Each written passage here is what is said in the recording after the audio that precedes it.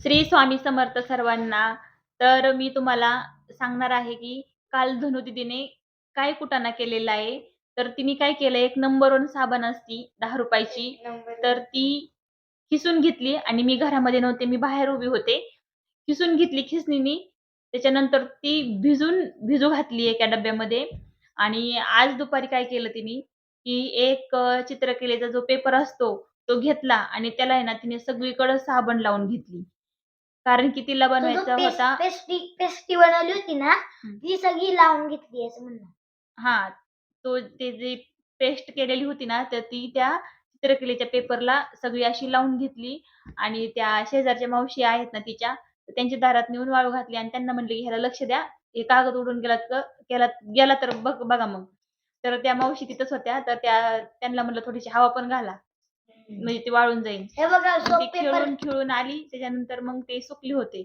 तिने काय केलं, मग तिने असे हे तुकडे केलेत सोपचे.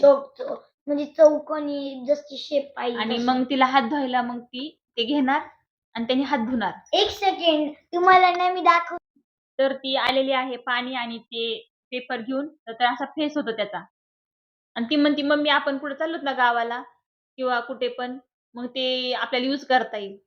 तर कारण की लहान लेकराच्या नादी लागायलाच नाही पाहिजे, कारण की ते काही बी कुटाणे करते तर. नको तिला नाही म्हणत होते ती साबण यूज, तिने ती अर्ध फेकून दिली माहितीये का? आपल्याला साबण अंगाला लावायला भेटत नव्हती आणि ती फेकून दिली. किती येड्यासारखी करतात लेकरं आताचे. नको म्हणलं की करणार.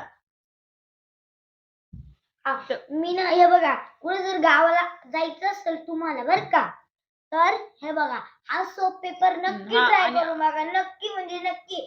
खरंच फेस होतं आणि हिच्याकडून ऑनलाईन मागवून घ्या. ती देईल तुम्हाला करून. हां, खरंच देईल. पुढील व्हिडिओ नक्की पहा. तोपर्यंत बाय बाय.